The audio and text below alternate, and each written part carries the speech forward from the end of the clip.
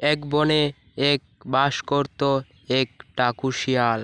তার বিয়ে হচ্ছিল না বলে তাই সে ঘটককে ডাকলো। হে লালটু, তুমি যাও ঘটককে নিয়ে এসো। জি আজ্ঞা, নিয়ে আসছি। এই বলে লালটু ঘটকের খুঁজে চলে গেল। ও ঘটক মশাই, ঘটক মশাই, দাঁড়াও দাঁড়াও, তোমার সাথে কিছু কথা আছে, দাঁড়াও দাঁড়াও। হ্যাঁ বলো, কি বলবে বলো। ডাকু রাক্ষসের বিয়ে করিয়ে দিতে লাগবে, একটি সুন্দর দেখে মেয়ে খুঁজে এনে দাও।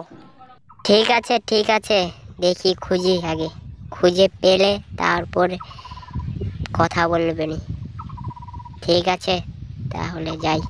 এই বলে ঘটক মশাই মেয়ের খুঁজের জন্য চলে গেল। এই তো ঘটক মশাই যে, আসো আসো, আমাদের বাড়িতে আসো, বসে যাও, আসো। হ্যাঁ হ্যাঁ, তোমাদের বাড়িতেই যাচ্ছি, তোমাদের বাড়িতেই যাচ্ছি, দাঁড়াও। হ্যাঁ বলো ঘটক মশাই, কি বলবে বলো। বলে কি, তোমার জন্য একটি ছেলের খোঁজ নিয়ে এসেছি, দেখো ছেলেটা। ছেলেটা কে গো ঘটক মশাই? ডাকু রাক্ষসকে চেনো না? ডাকু রাক্ষস। ডাকু রাক্ষস আমাকে বিয়ে করবে? আমি হলাম ভূত। হ্যাঁ হ্যাঁ, করবে বিয়ে, আমি ঘটক না, করিয়ে দেব তোমাদের দুজনকেই। ঠিক আছে, যদি ডাকু রাক্ষস বিয়ে করে তাহলে আমার কোনো আপত্তি নেই। এই বলে ঘটক মশাই চলে গেল।